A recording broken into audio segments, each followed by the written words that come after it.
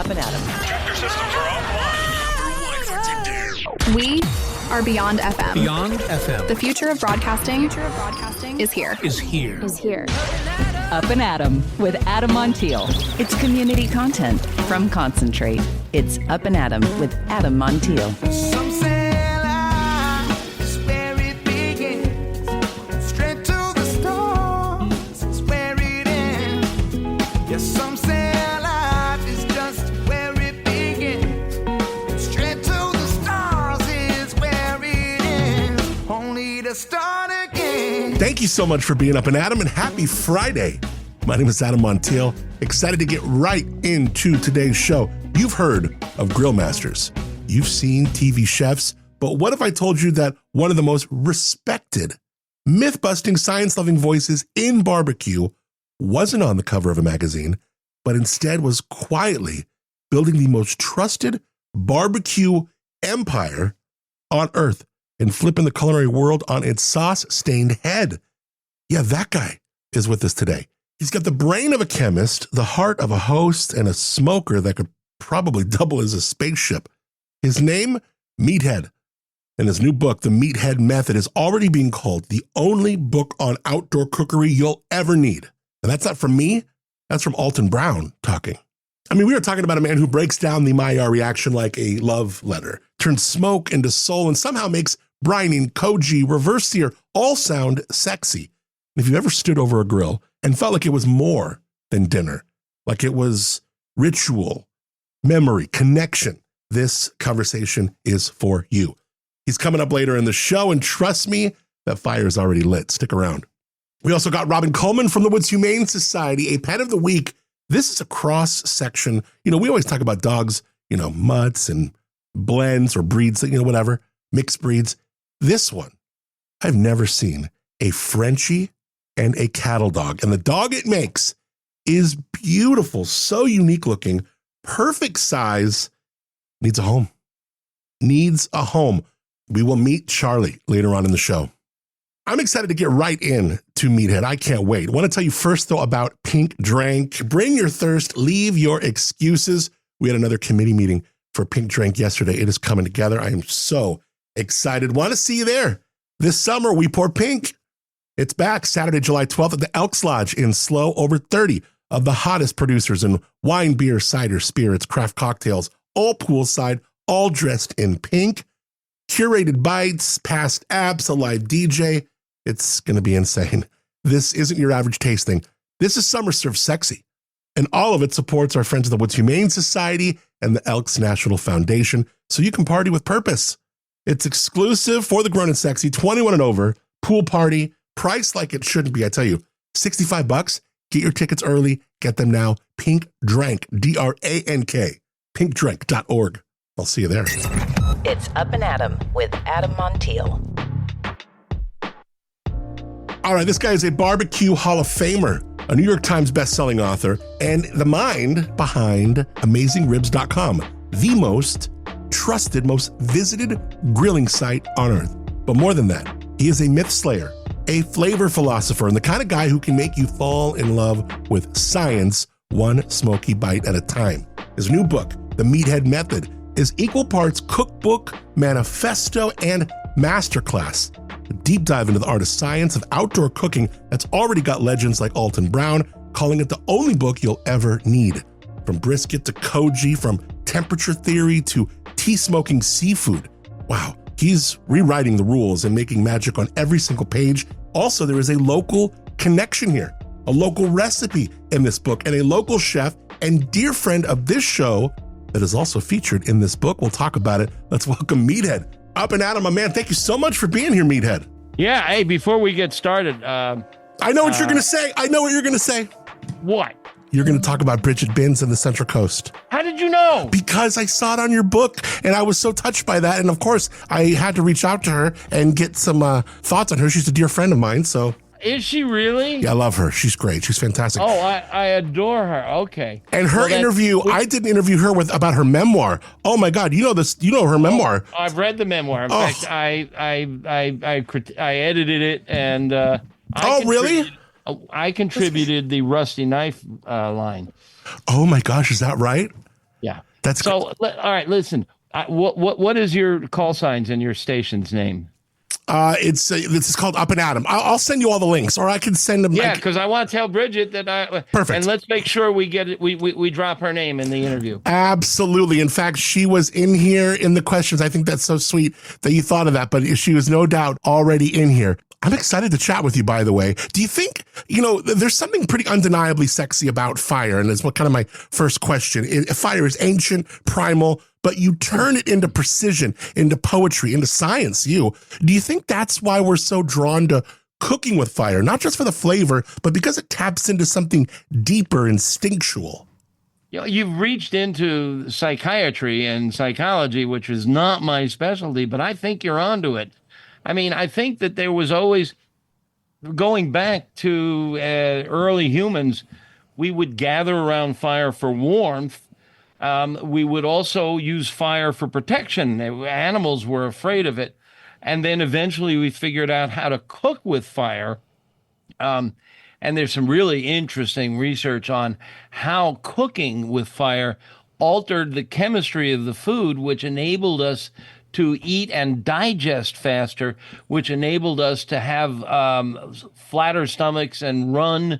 So it's all tied up in there. And then we were sitting around the fire. We had to communicate. We had to talk to each other. We developed language. So, yeah, I think I've written about this. But fire absolutely is essential to the history of humanity. Beer can chicken, searing to seal in juices, all lies, right? And yet we believe them like a bad ex we just kind of keep going back to. What do you think it says about us that we hold tight these barbecue myths, even when science says, babe, let it go? That's because I learned to barbecue from my dad, who learned to barbecue from his dad, who learned to barbecue from his dad. And it was all passed down. And food science has advanced rapidly in the past 10 to 20 years. There wasn't a great deal of understanding of the chemistry of food and what happened when energy and the chemistry interacted. Now we have food science departments in a lot of colleges, and they're doing great research, and we know more about what's going on. And we also have better tools. We have really excellent thermometers now. Digital thermometer is the most important tool you can have to be a good cook, indoors or out. It's even more important, I think, than sharp knives. A perfect steak is usually 130 to 135. That is the temperature at which it is most juicy and most flavorful. And you can't get there unless you have a good handheld digital thermometer that'll give you a precision reading in 5 seconds or less. And there's dozens on the market now. And people are still, if you have one of those little dial thermometers in the junk drawer, take it out, put it in your driveway and back your car over. It's a piece of junk. It's inaccurate, and it takes 30 seconds or longer to get anywhere close to accurate. These digital thermometers are precision within 5 seconds. And my website, AmazingRibs.com, has an electrical engineer who tests thermometers. We don't sell any, but you can go to his database and look up and find one that meets your price. Then they range from, $19. Here's one that's about $150. I think I have one similar to that. Oh, I think I have a similar one to that. And those are great. And they, you can often see the stuff on your phone. There's an app on your phone now. Right. It's incredible. It has an app on your phone. It's pretty rad. You can also plug a cable into it. Boom, then kind of go, yeah. It'll do everything but wash your grill grates. On the cover of the book, it says Brigit Binns, and that name just jumped out to me. She is, Paso royalty, Slow Cal Soul. I interviewed her about her memoir. She's a dear friend. How did you connect with Brigit? I texted her and she says, oh, you're going to love Meathead. He is a hoot. I've known Brigit for many years. I think we connected through social media. At one point, I had posted something. I was looking for a proofreader, and she popped up and said, I can do it. And we just got to know each other. We've only met face-to-face a half a dozen times. I've stayed out at her bed and breakfast. Yeah. She's, first of all, she's a very talented cook. And second of all, she's really personable, and her husband, Casey, is a sweetheart. Great people. And I just love hanging out with them. I've spent time out there. In fact, Casey's a pretty serious mixologist, and we did a lot of drink development out there, Nice. which will show up in a future book. When next time you come out here, that's so much fun. Yeah, I mean, I love hanging out with Casey and doing some drink research as well. I know all about that. Yeah. So Brigit, when I started this book, my first book, the Meathead, the Science of Great Barbecue and Grilling, is a great place to start if you're interested in getting barbecue and grilling going. It teaches all the basics. It has all the classic recipes for steak, burgers, ribs, and chops, and so on. This book, I wanted to go beyond. It's happening out there in the world. Restaurants are mixing and matching cultures. You can find Asian ingredients in American steakhouses or barbecue joints. And I wanted to bring black garlic and gochujang and other international ingredients into this book. And I knew that Brigit had done a lot of cooking with them. And I like brainstorming. So I reached out to her and I said, will you collaborate with me on developing the recipes? And she jumped right in. And we once a week, we would have a conversation and we would, say, okay, pork, what are we going to do for pork? We need a pork chapter. We need 8 to 10 recipes. Okay, you have pork chops, you got to have ribs. And then, it was very systematic. And then when, she should suggest this ingredient and I'd suggest, and it was fantastic.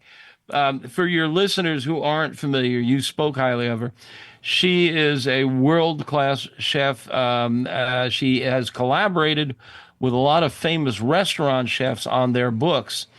And you'll find her name in small print on the cover, as it is on my book, Meathead Method. So there is a flavor of San Luis Obispo in here.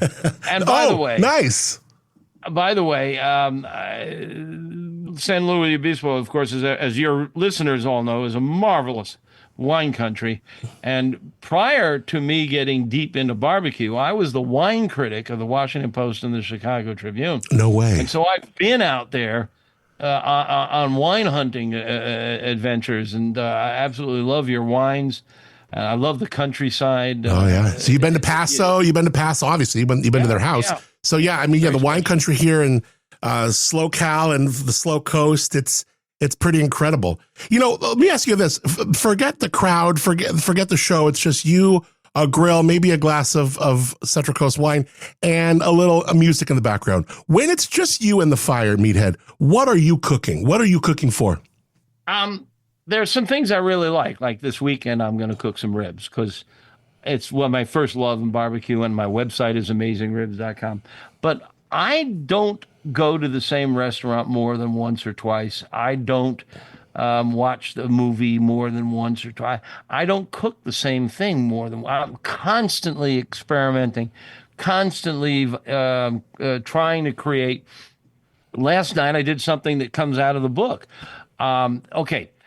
You like Chinese food, don't you? Of course. Of course. And you make it at home, and you can do okay. But doggone it, it's just not quite as good as the local Chinese restaurant, is it? And that's because they have their burners are volcanoes. And they can put a wok on top of this volcano and get really hot. At home, when you do a frying pan and you throw the meat in there, after a while, the juices all come running out and the meat braises. It doesn't fry. Well, one day I'm out in the backyard and I'm cooking and I'm starting my charcoal fire with a gadget called a charcoal chimney. A charcoal chimney is just like a giant coffee can. Yeah. And you have newspaper in the bottom and charcoal on top. You light the newspaper and it lights the charcoal. And I turn around and look at it. It's around dusk. And there's this blue flame coming out of the top of it. It looks like the back end of an F-35. And so I immediately run in and get my wok, plop it on top, pull out my gun thermometer, and it's about 1,000 degrees. It's a volcano. And so I stir. Last night I did pork fried rice on my charcoal chimney. The technique. There's a couple of tricks in the book. So there's a lot of stuff like that. So good. Smoked pasta is another one that's in the book that the people never think about. And there's cooking with koji and sous vide Q, a lot of fun new techniques and methods to broaden the horizon. Chicken, like meat, cooks afterwards, right? Oh, shoot. It looks like I got to wrap. I got to wrap right now, or do I have time for one more question, Bill? I'm willing. Go ahead. Take one more question. Okay, cool. So chicken, one of those things where, like beef, where it'll cook a little bit after. I was talking to Tyler Florence, and he was suggesting he takes his chicken off super early. It was like 1:30, really early, because he knows it's going to get to like 1. And my fiance won't let me do it. She's like, "We are not doing it. Never do it." Who's right there? Yeah, you're right, or she's right. She's right. Don't do it. Yeah. Chicken is probably the riskiest food on the market right now. It is highly likely to be contaminated with salmonella, Campylobacter. Some of it isn't, but you should treat chicken like kryptonite. You don't. The USDA says 165. If you do the math, and there's a bunch of math involved, you can cook chicken to less, 155 or 160, and feel safe. But the texture is funny. It gets stringy, and I don't like the texture of chicken that low. Also, the juices will be pink, and a lot of people won't eat pink chicken. So I would stick with, as a rule of thumb, 160 for the breast, 170 for the legs. And now, if you want to take it down lower, use sous vide, which is another cooking method. And then you can combine sous vide with the grill. Sous vide it first and then finish it on the grill to get crispy skin. Did we talk about fried chicken? Oh, my gosh. Do we have time for another minute or so? Maybe we can pick it up another time. I don't want to mess with Bill. All right, let's do that. Okay. You're fun to talk to. Thank you so much. Yeah, I don't keep a record of how to reach me. Okay, how's that? Do you have an email? Again, and I'll tell you how to do fried chicken on you, girl. And maybe let's talk about ribs for 4th of July. I will do that. Oh, I love it. Okay, great. I'll get a hold of you in the email. I'll go to the PDF right now. Let's do it. Some say life's where it begins. Straight to the stars is where it ends. Only to start again. Meathead, what a treat, man. Next time we got to get him and Brigit Binns on together. Should definitely take him up too on his interview for July 4th. That's coming up. I would love that. The new book is called Meathead Method. It's not just a cookbook. It is a love letter to food, science, and the magic of fire. It's available wherever books are. Also, check out his website, AmazingRibs.com. Link in the show notes. All right, right to our friend Robin Coleman. Our favorite part about finding forever homes for dogs, even cats. We love the work of Robin and the Woods Humane Society. Going to meet Charlie, now our pet of the week. Robin, thank you so much for being Up and Adam. Hello, good morning. Friday, looking forward to the weekend. How has your week been? Week's been good. Lots going on. Busy time of year. We've got our big gala coming up in a couple weeks. And, we have our big adoption event on Saturday that we're going to chat about. So we are getting ready for that. That's so cool. I know I went last year to your event. So good. Fans of Woods, taken from someone who's been to a lot of these nonprofits, even hosted a few. Fans of your nonprofit are just absolutely the best supporters. They are so enthusiastic. They're so giving. It is a fun evening. I know. I didn't even get to talk to you about it and promote it because once again, we sold out and we added 100 more spots. Wow. So we just are going to keep growing. We're at a new venue, a beautiful estate, Cavalli Estates, that has wonderful bed and breakfast that you can rent, like 5-bedroom houses, gorgeous hilltop pool. These are like party places that you want to be at. So we are excited. But one year I will be able to talk about it and maybe promote. There's some tickets left. But right now we are sold out and we're going to raise a bunch of money and have a fancy, fun night to benefit a bunch of homeless cats and dogs. So fancy. Wonderful. Well, good. Well, I can't wait to hear more about it. Let's talk about this dog because you have a really unique mutt. This is a unique one. Oh my gosh. I want to break the internet. I want to go viral. I need you all to share the social media post.